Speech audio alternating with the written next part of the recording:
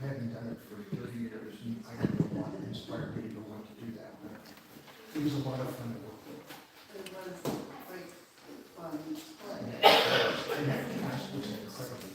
They were really all very good actors, and I was so happy to work with them. All right. We'll get more. Sure, yes, you did a very good job.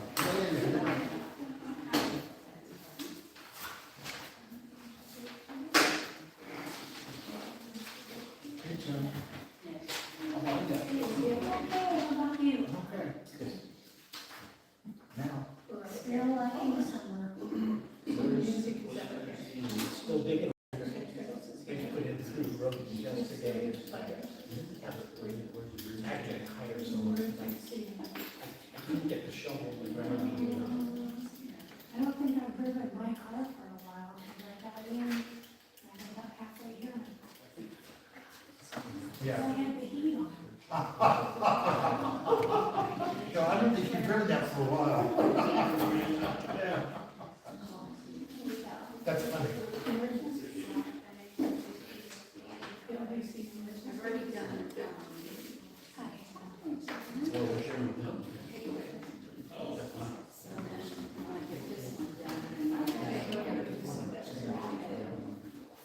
She used to be.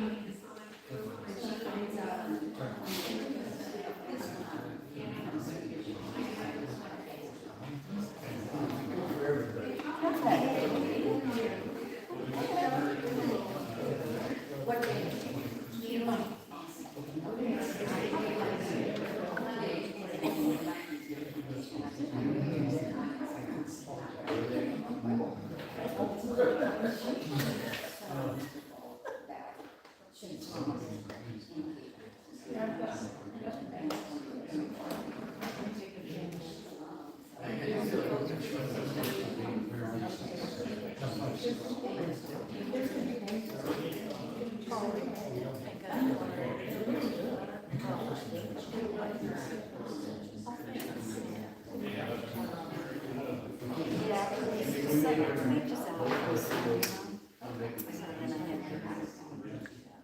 And I told them the worst case we would share.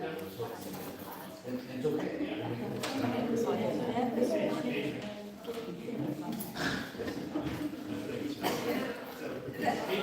That's so great. I really appreciate that. So thank you so much.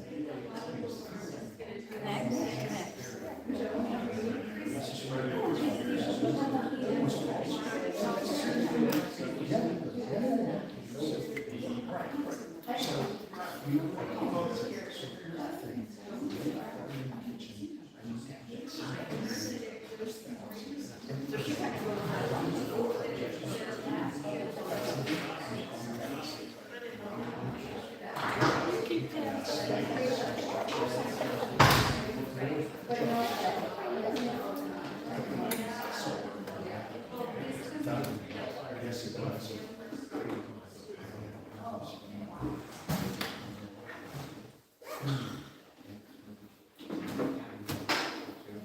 All right, it is 4 seconds past 3 o'clock, so we're gonna get started. Cause I like to start on time. We're gonna sit in the dark for just a little while because Jeannie's gonna do a presentation and I wanna make sure everybody can see the screen. We'll turn the lights back on once she's done. And you can see who's sitting up here, hiding in the dark. So we'll call it to order at 3 o'clock, straight up-ish. And we do have a number of stakeholders who are not gonna be here today. Greg Brotherton and the sheriff's office and Diana, all three are away today, so they won't be participating. So we will start with, oh, and I am audio and video recording. My standard disclaimer is if you don't like it, the door's back there. Because we do like to record these, it's either a few minutes after the fact. So we will go ahead and start with Jensen Hahn from PUD.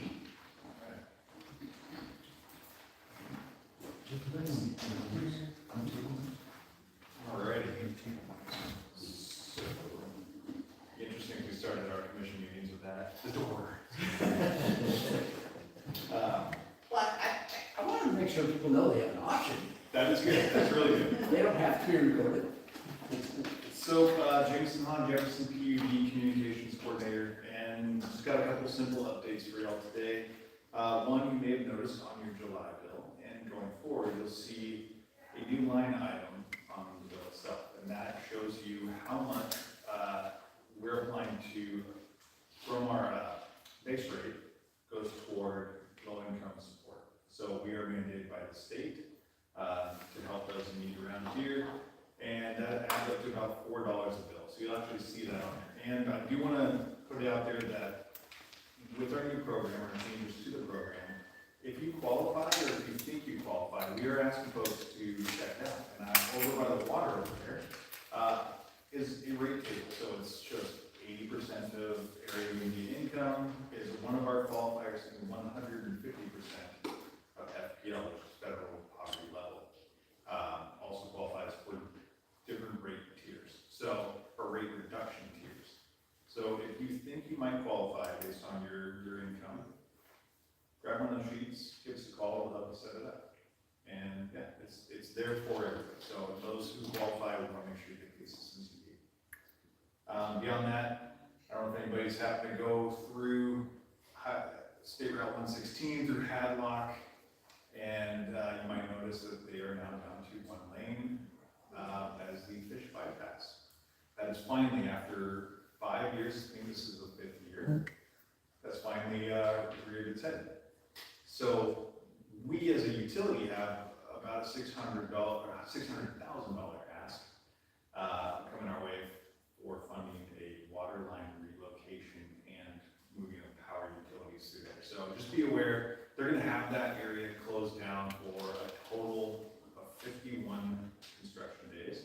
Is what we were informed when we did a walkthrough just the other day. So that is a big chunk of time to know going around. I'm sure fire services probably loving that because that's a main thoroughfare. And we had about 2 weeks of notice. This is after the first year, I think 2022, we were like, oh, it's going to happen this year. And 3, oh, it's going to happen this year. And we had, 2 weeks notice. So, I know, it was very interesting. And even Q at the contractor for it was like, hey, we got the same notice. So they've been on queue for years, waiting, and now here it is. So the end result is going to be awesome, though. We all love seeing salmon. It's pretty rad. So this is going to be a really good thing. Just a minor discomfort, but we'll have a new water line section for folks in Hadlock. Yeah, beyond that, it doesn't really impact the Ludlow area yet. Hopefully it will someday, but we have 915 customers connected to our broadband network across our grant-funded areas. And I say that because the faster we get these people connected, the faster we're out of our grant areas, the more chance we have to say, maybe others could join the fold. And we can make a case to our commission to hopefully bring fiber, because our network will be robust enough to others who say. So that's our goal, but we are cruising along. But yeah, that's really what I got for you. Questions on utilities? We're covering a ton of ground, so. I have an old question. In regards to, in the wintertime, when we sometimes lose power in Port Ludlow, it's all north and south. And there was work that was gonna be done that was gonna put a new switcher, or I can't talk but how's that progressing? So that's Breaker Lane. It's a recloser set up, it's an underground vault that needs to be replaced, from what I've been reading too. They haven't got a chance to do the work yet, but it's more or less just an upgrade to the facilities. Sensitivity is the thing they're gonna be factoring into it, but yeah, when a tree hits a line north or south of Breaker Lane, that's why we end up with 700 people out in one direction or the other. That's kind of the vital line. So when the transformer takes a hit over there at Port Ludlow, everybody feels that. Yeah, that is on our work plan though. Before For the summer, yes. Okay, that was my question. I don't care about summer, winter, okay? Yeah, I should throw out there, I put up a video on Facebook, and it's on our website as well, and our e-news right on the main page, about utility scammers. We've seen an influx, and I think it's AI-based calls that come in, and they will ramp up the pressure on you, saying, you're gonna be shut off in 30 minutes if you don't pay me via Venmo, or whatever it is they're doing. And it's ridiculous, like, they actually ask for gift cards, so, don't pay gift cards. Yeah. Don't do that. And this is a very common thing, because you imagine, like, the video that I posted on Facebook, it outlines a very common one, and that is, they are saying, you will be disconnected in 30 minutes unless you pay right now. And that is scary, especially in the winter time. The advice that I have is just hang up. Like, no matter how genuinely nice they are, the AI bot is, just hang up and call us. Like, we're okay with people hanging up the phone on us. It's okay. Like, that puts you in the driver's seat, and you initiate the call to our main line number. You know what that number is on our website. Initiate the contact yourself, or the email. Just reach out to us by phone, get an official email, and it may take the extra few seconds, but your mind can be at ease that you're in the driver's seat. So just remember that one. Hang up on people. It's rewarding. It feels good. They can save you a ton of money.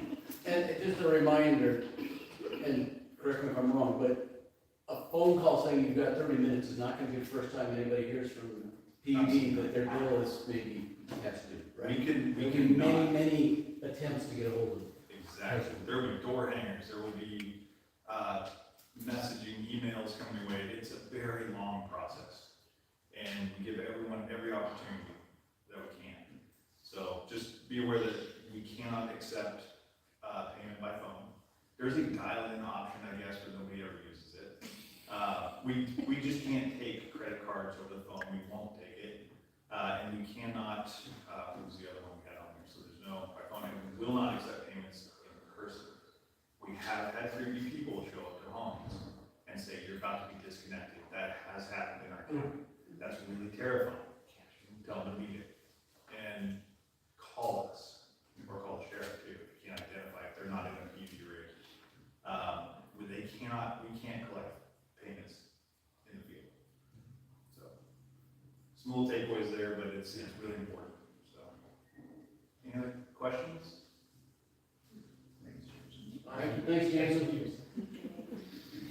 All right, so, next up, we've got the fire commissioner, folks. Do you want to go before or after your commissioner, chief? I'll go after.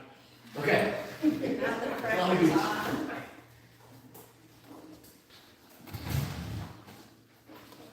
So he's about 2 feet taller than I am.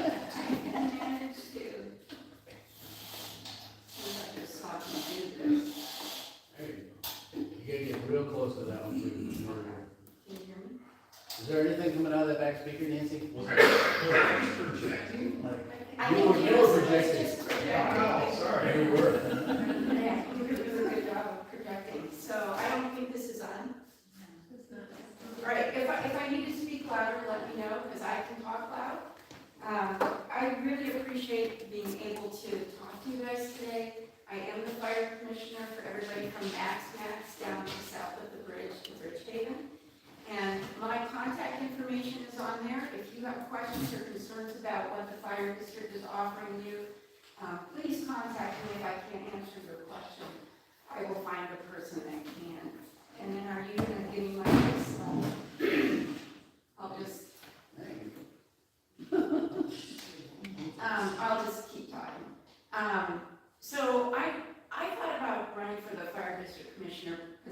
about 18 months ago, and I spent a lot of time looking on the ejfr.org website, which I have a QR code for, in that slide you can see right there.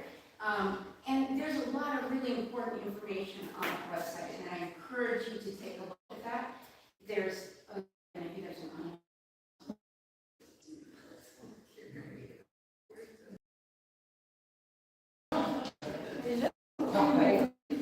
which is our website. And there is so amazing information on this website, and reading through some of that stuff is one of the reasons I decided to accept me. Oh, can you turn the volume down, Jameson? That might be your phone. Is it on the podium? Yeah. Test. 1, 2, 3. Better. Okay. Here. That might be what it's turned on.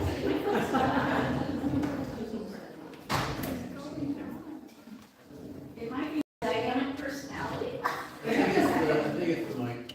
Okay, all right, I'll just yell. Anyway, on this website is all sorts of really important information, not just our facilities, our fleet, our personnel, EMS, fire response, but also it's a lot of really valuable resources. And there are also, as I have mentioned to you in the past, we have these board of commissioner meetings on the 3rd Tuesday of the month in Chimacum. Those are open to the public, and we really encourage you, if you want to attend at Chimacum in person or online, we'd love to have you there. Next slide. So when I got elected to my 6-year term starting this past January, I thought what a great opportunity your monthly PLBC meetings would be for community outreach and education.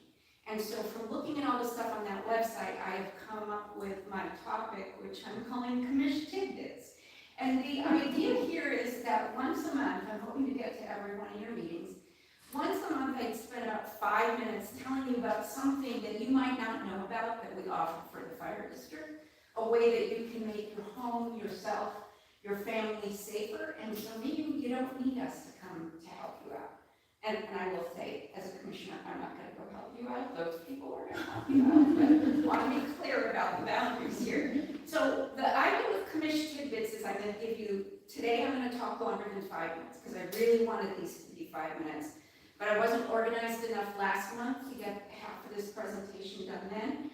We're talking about wildfires, and we know what's going on in the east part of our state, and we really got to pay attention to this stuff. So Jeff did give me more time today than I'd like to take. The idea with the tidbits, like I said, is I'm going to give you these topics. This is not going to be comprehensive. This is going to be talking fast and saying, go home and research this and educate yourself, because there's so much important stuff that you need to know about wildfires at this point. So my first Commish Tidbits, I should also say, there's a block captain in this group. Jeff, are you also a block captain?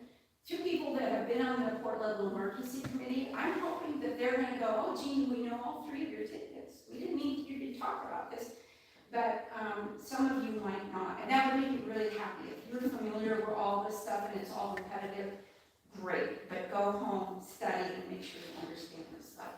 So, Nixle, this company Everbridge, I just found this out in my research recently, they realized after 9/11 in New York, we have got to come up with a system that we can reach massive numbers of people with using the least amount of infrastructure, and text messaging is perfect for that. It also takes the fewest number of human beings to actually send those messages. So Nixle is our service. It's run by the Department of Emergency Management. And next thing, if you text your zip code to 888-777, you are signed up for, next slide, alerts. And these are life and death, serious problems. Pay attention. If you don't know how to text to a number like that, I'm hoping to stay to the end of this meeting, but I will say I'm having a little trouble with the smoke, and so my eyes are kind of burning. If I leave early, it's just because of that, but you can always email me at my email are on all these slides, and I'm happy to talk you through how you make a text message like that. Next slide. So again, this does not come from the fire department or the sheriff's office. This is from the Department of Emergency Management. Now, of course, our people are all giving input on these conditions, but we are not managing sending those alerts out. Next slide. I've also thrown in the Nixle fact and FAQ is frequently asked questions.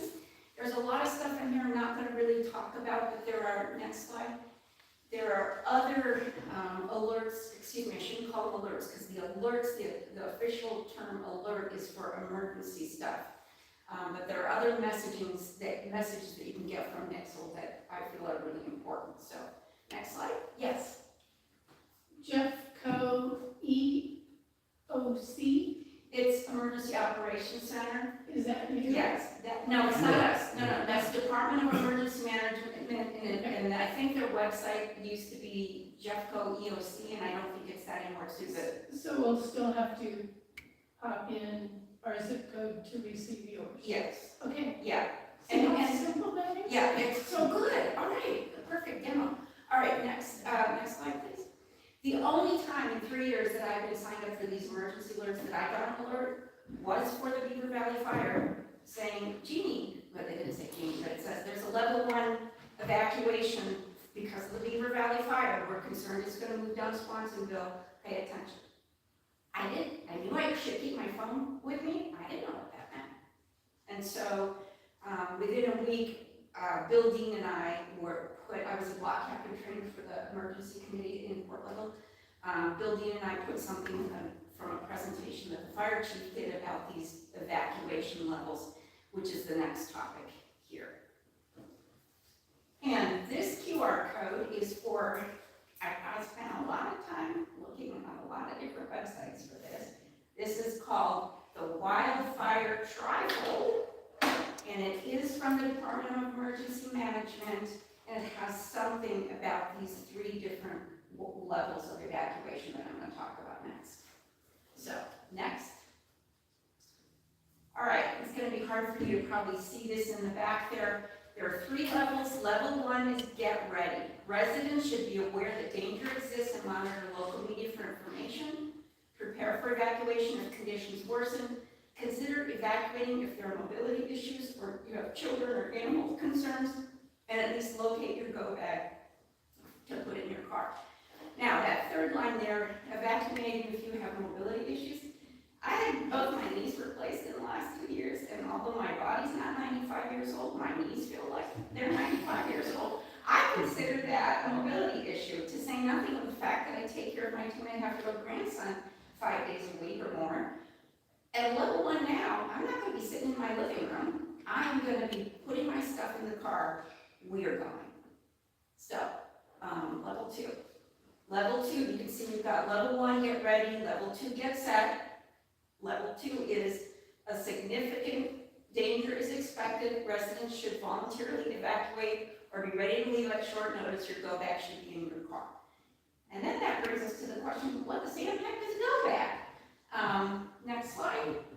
This is a link to this document called Think, Plan, Do, Repeat. This is a really important life-saving document. It's a lot about emergency preparedness. The neighborhood preparedness groups and the Department of Emergency Management put this together. And I think on page 10, it starts talking about what they call a grab-and-go kit. I call it a go bag because I used to fly freight, and that's what we called everything, was a go bag. Important documents, phone charger, extra water, extra food, all the stuff for the cat. So you can come up with a list. That go bag is a completely separate topic that I wanted to talk about, but we're just at this point, you can research online what's a go bag or grab and go and start keeping a list of things that you want to make sure you get with your evacuation. Next slide. Okay, so back to the evacuation levels. Level 1 is get ready. Level 2 is get set. Level 3 is residents receiving a level 3 evacuation letter should evacuate immediately.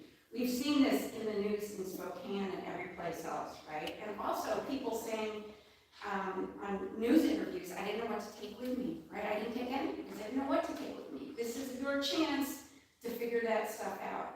Now with a level 3, everybody should be gone by this point. This is not the time for you to water down your beauty bark and all your vegetation because you think it's gonna save your house. I am so frustrated with the news reports of, you know, oh, look, that house is still standing and everything around it is burned, because that guy put 2 sprinklers on his roof, right? And that's what saved him. That is not, he can attest, I'm not a firefighter, but he will tell you, that is just not true. We cannot conceive of the heat in these fires. Anything that you do like that, that moisture is vaporized because of the heat before the fire even gets there. The fact that his house is still standing is because of the characteristics of the fire. Or maybe the fire, the first responders were able to get there and put water, the fires around his home out, but couldn't get to the neighbors. Do not spend your time watering down your property. What that does do, if you water down your property, it takes water resources away from the people who need it and have huge houses and can actually do something constructive with it. So, just get out, go. Next slide. This is the most important thing of anything that I'm going to tell you today. Do not wait to be told to leave. If you feel threatened by smoke or wildfire, evacuate early. If you have ash falling in your yard, if you have embers falling in your yard, you see smoke up the hill, get out. For Nixon will work, we need cell towers. So, going into the last commission tidbit, this documentary, Fire in Paradise, is so important. If you have not been motivated because of what's going on in the eastern part of our state to already take these things seriously, this will do it for you. It is free on YouTube. It's also available on Netflix. It's a 55-minute documentary. Next slide. Do not watch this with children. It is very disturbing. Now, it's not, when I've sort of been practicing, I've been saying it's not gory, but you're going to see devastation. There are interviews with 911 responders, residents, the first responders, and 2 teachers that are trying to evacuate a school bus full of little grade schoolers, little kids. And so it's a very difficult, for me, it's been a very difficult watch, but I learned something every time I see it. Next slide. Okay, now here's where you're gonna know how good I am at math. Next slide. Oops. I've been practicing this for 3 weeks, and I do know that a quarter is 25%. I just realized that this morning after yesterday, 2 days ago, something just to Jeff. How did you not catch that? I did not get it. Anyway, this is in Paradise. 1 in 4 people was over 65. I'm sorry, 25%, 1 in 4, that is correct, 1 in 4, which is 25%, were over the age of 65. I think in our county, that number, somebody's gonna know this, I think that number is actually 39% of us are over 65. And in the city, in the village here, it's more than that, right? So I figured somebody here is gonna know all that kind of stuff. Next thing, and actually 20% is 1 in 5. 20% of the residents had some sort of disability. Now, these little notes I put in here were not from Fire in Paradise, but I think I watched 3 videos about this fire. And then Chief just told me this one, next slide, recently that 75% of the cell towers in the campfire burned in the first hour. So, and I want to be really clear about this, I'm not second guessing the way Paradise had their community set up for emergency response, but from a different video I watched, there was a woman who was trying to get her mother to evacuate, and the mom is saying, no, they told us to wait for the phone call. We need to wait for the phone call to be told to leave, and, unfortunately, that mother perished, and the younger woman left, and, you can imagine how difficult that is. So that's it. Those are my commission tidbits for today. I don't know if you have time for questions. So I did go a little bit longer than I had wanted to, but I just wanted to kind of power through that. Can I put this on our website? Absolutely. Could you fix the math? I fixed it at home, but it's like. But I'll also go in and actually add the web pages, the URLs next to all because those are harder to use Oh, on of a computer course, than of they are. course. Yeah, and I can also, I can send those to you if you'd rather. I That'd can be do awesome. another, if you want me to redo this with the URLs, you bet I can do that. Either or. Okay, any questions? Did I get anything wrong, Chief? No. Okay. All Thank right. you. Thank you very much. Thank you.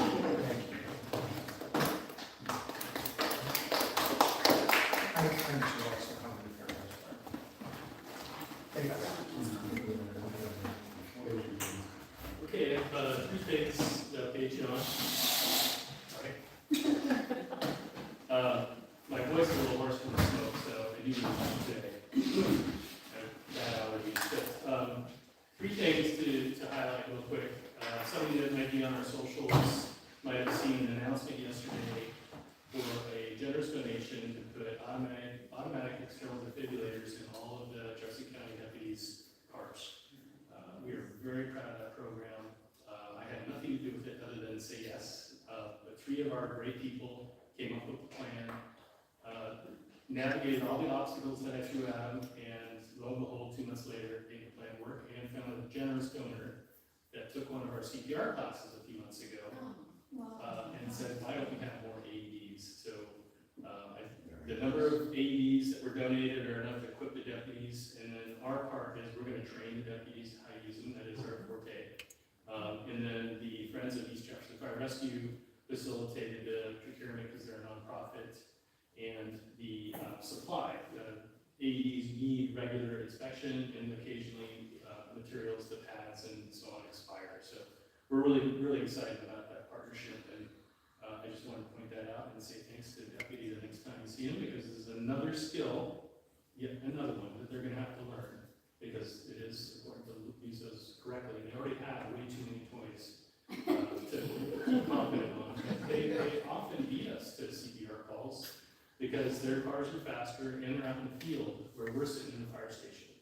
So it's very common for us to see law enforcement actually doing CPR. We had one here on one of the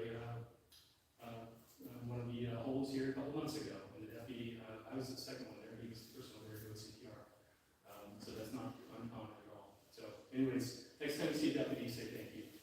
Okay. Second of all, I wanted to talk a little bit about Wildfire. Virginia covered all the fun stuff, but we did have a near miss that probably most of you don't know about a couple weeks ago in July up in Town Point in Port Townsend.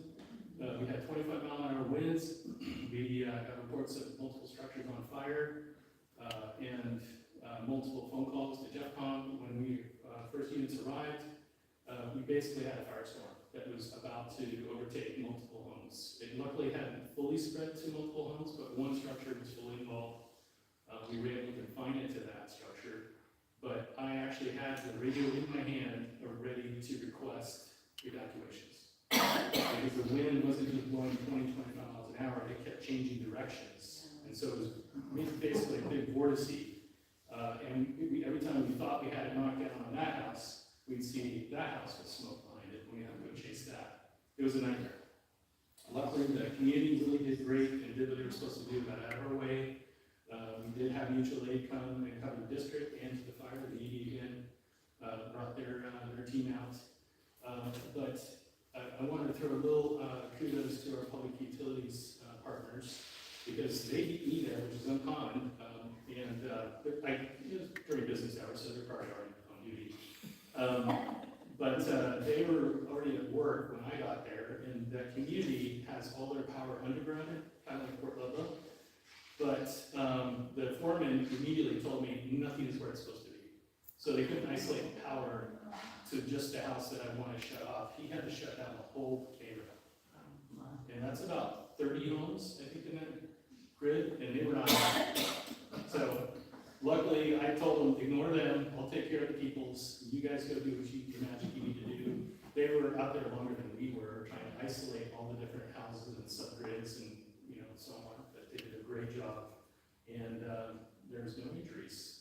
We had a cat missing for about 24 hours, but usually pets will run away from the fire and go hide somewhere in the forest, and that's exactly what we think happened. The next day they found a cat. So we gotta get in. And then lastly, our two brand new triple combination pumpers, technical term for new fire engines, showed up yesterday. They're at the Jacob Miller Station. They'll be there for about a month. getting upfitted with all the hose, all the equipment, and we're buying brand new, we're not recycling any of the old stuff. They will be the newest vehicles that we've had since 2012, and that includes Port Ludlow. Currently, the two oldest rigs we have are at Station 1 in Port Townsend and Jacob Miller Station, and that's where those two engines are gonna go, and then they'll rotate those two engines out. End of report. Does anybody have any questions? Any questions about what's going on in our state? Do you have anybody over there doing mutual aid? We have one administrative specialist, she's a finance section chief. She's highly specialized in all of the finance nuance that has to happen with multiple agencies, state, federal, county, etc. And she's part of an incident management team, and she gets deployed every summer for the same assignment. So she actually just got to what was it, she just texted to me. The Penobscot fire. Yeah, so that's the biggest one right now. But to give you a little visual, Jeannie talked about evacuations on Camp Fire. 50,000 people were evacuated on Camp Fire. 66,000 were evacuated in Spokane. That's a lot of people. They are not going to be repopulating those communities for weeks or months. Even the houses that didn't burn down, they're not going to be allowed to live in, because the first thing we do is we do a PSPS, right? And Jason's probably the only one that knows what I'm talking about. So that's a public safety power shutdown. And so the whole grid, because if you remember seeing the footage, we had aerial tankers doing low level drops. We can't have the power on when that's happening. And we can't have people, it's very dangerous. They're dropping thousands of pounds of weight of water and retardant on people. So that whole community is going to be not quite as bad as a campfire, but for weeks and months, it's going to be uninhabitable without power. And that's what would happen here, to Gene's point, where all the towers burned out. A lot of the towers that were in that area were shut down and weren't ready with battery backup or generator backup. So depending on Nixle, again, echo Gene's point, we're not going to be told to use the common sense, the intuition that you have, your instincts. I do have a question. How are we doing on the peninsula? I know about eastern Washington, but do we have any fires on the peninsula? Do we have what, I'm sorry? Any fires close by? Currently? Yeah. I think there's one up in the forest, but it's, not really impacting anybody. It's on the fallen side. I don't know the up to the minute status on that, but we were fighting that for a couple days, but it's not horrendous. The thing we have going for us right now is we're getting RH recovery, relative humidity recovery at night. So you wake up in the morning, you see the moisture on your windshield. That's a good thing. When we don't see that, that's what fire chiefs use, little folksy wisdom there to raises our internal red flag. When we don't have a humidity recovery at night, that's a bad thing. So we don't have anything going on right now here yet, but everybody around us, except Clallam and Jefferson County, has sent resources over there. So there's no backup.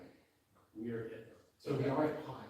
We are at high, yeah. But that's one of the reasons that Clallam and Jefferson County really are hesitant to send anything their way, because we just don't have, even DNR is stretched thin right now. Thank you. Yeah. Thank you. Yeah, you bet. Anybody else? Okay, thank you. Thanks, Chief. Okay, like I said, Diana is not available today, but she did send me a list of things to quickly share out with you all. Because I asked her if she got anything. And so the potholes at Village Center have been fixed. Those of you who take that shortcut through the shopping center on Breaker Lane or in the shopping center itself, those have been fixed, which is nice. They have one house available, one home available, one of the ones they built on Rainier Lane. And the permit is in for the Falls Terrace for the 53 single-family homes where their offices are currently, where the RV park is currently, and out towards the falls. But I read somewhere that they will not be breaking ground any time before 2027. There are two commercial spaces for lease at the Village Center. The pizza restaurant is done, so that they're looking for someone to backfill there, and there's some office space in there as well. And they, on the Owsley front, they have a vac truck for hire, which can't imagine anybody in this room needs, but if you need a vac truck, well, Jameson will get you. We might hit them up, see if they can help us clean signs, because I know they've got pressurized water on there for rinsing signs in front of that truck. They are still working on cross-connection survey responses, based on the results people gave them about whether or not they need backflow devices, backflow prevention devices. And they're continuing their discussion about the wastewater treatment plant upgrade, which is gonna be a big deal. Yeah, so I'll leave it at that. And go back to, we are on to HOA updates. And Joe, do you want to start going on that list?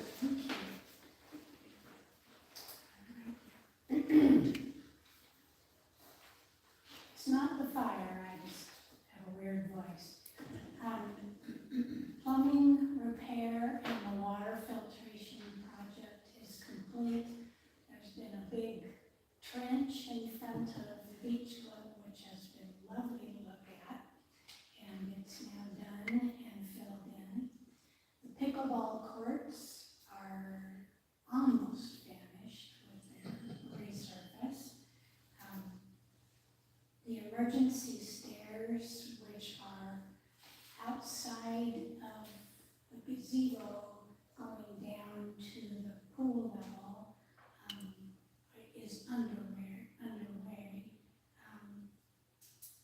And we thank all of our folks for their patience with those projects going on. Music on the Lawn, a little bit ago, had over 200 people attend, which was awfully fun. And that's about it. Questions for LMC or Joe? I have one question. The pickleball court in the park, is that part of LMC or no? Oh, Coyote Park? Yeah, Yes. that's part of LMC? Yeah. Okay. That's all.